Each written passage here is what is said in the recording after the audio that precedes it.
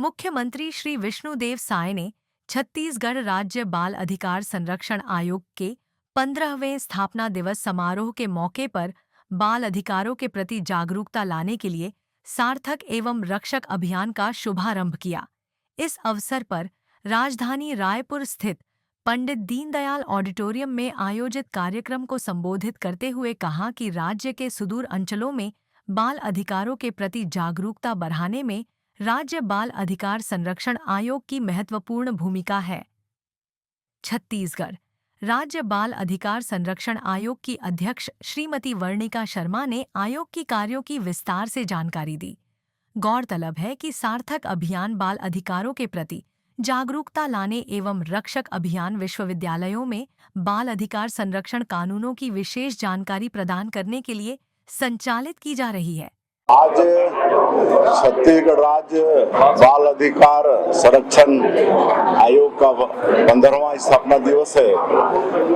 मैं इसकी सभी को पहले बधाई देता हूं, शुभकामनाएं देता हूं और इस उपलक्ष्य में आयोग यहां पर एक कार्यक्रम का आयोजन किया है, जिसमें पूरे प्रदेश भर से बच्चे भी आए हैं जो बाल गृह में पढ़ते हैं और आयोग की अध्यक्ष हैं डॉक्टर वर्णिका शर्मा, जिन्होंने बहुत कम समय में 16 अप्रैल को इन्होंने पदभार ग्रहण किया है और इतने कम समय में प्रदेश के 14 जिलों का दौरा करके और बाल अधिकार के क्षेत्र में और कैसे अच्छा काम हो सकता है उन्होंने नवाचार किया है। सार्थक रक्षक जैसी योजना का शुभारंभ किया है, तो निश्चित रूप से इनकी अध्यक्षता में बाल संरक्षण आयोग और मजबूत होगा और हमारे प्रदेश के जो इस तरह के जिनको आवश्यकता है बच्चे, उनके अधिकारों का संरक्षण हो पाएगा, उनका विकास हो पाएगा। छत्तीसगढ़ राज्य बाल अधिकार संरक्षण आयोग का अत्यंत हर्ष के साथ आप सबको सूचित कर रही हूँ और बहुत अच्छा लग रहा है, खास तौर से इस आयोजन के संपन्न होने के बाद। बिल्कुल सत्यनारायण भगवान की कथा के बाद जिस धुनी का आनंद आता है, वही आनंद आज के इस आयोजन के उपरांत हम सभी को आ रहा है। आप सबने भी अनुभव किया होगा। आज छत्तीसगढ़ राज्य बाल अधिकार संरक्षण आयोग का 15वां स्थापना दिवस समारोह है। इसमें माननीय मुख्यमंत्री जी समेत हमारे विधायक गणों की भी उपस्थिति थी, माननीय सुधीजनों की उपस्थिति थी। भरी पूरी संख्या में आम जनमानस ने हिस्सा लिया। इसमें बाल गृह के भी बच्चे आए थे जिन्हें पुरस्कृत किया गया, आंगनबाड़ी कार्यकर्ताओं को पुरस्कृत किया गया, साथ के साथ वे सभी पुलिस अधिकारी कार्यकर्ता जिन्होंने अपने क्षेत्रों में उत्कृष्टता का प्रदर्शन करते हुए बालकों के संरक्षण में महती भूमिका निभाई है, उनको भी आज सम्मानित किया गया। सबके चेहरे उल्लास से परिपूर्ण थे।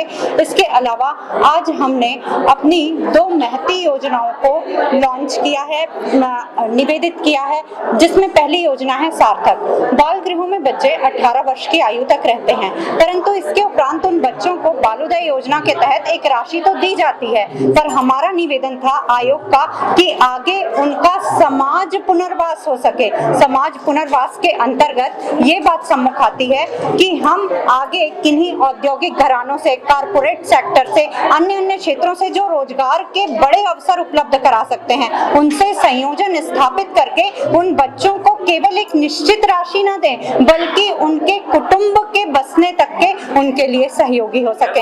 एक छोटा सा प्रयास सार्थक कहलाया। उसके उपरांत एक और भी योजना हमने आगे लाई। आज तक बाल अधिकार संरक्षण नियम को लेकर के कोई भी पाठ्यक्रम नहीं था, तो इस पाठ्यक्रम के लिए एक सिलेबस प्रस्तावित किया है, जिसमें पॉक्सो से लेकर विभिन्न एक्ट के संबंध में महीन से महीन जानकारी होगी, जिससे प्रशिक्षित यदि लोग बाल अधिकार के क्षेत्र में आते हैं और अपने कार्य करते हैं, तो इससे समस्या को समझ के कारण अनुरूप निदान प्रस्तुत किया जा सकेगा और इसके लिए सभी यूनिवर्सिटी में इसका एक आयोजन रखा जाएगा।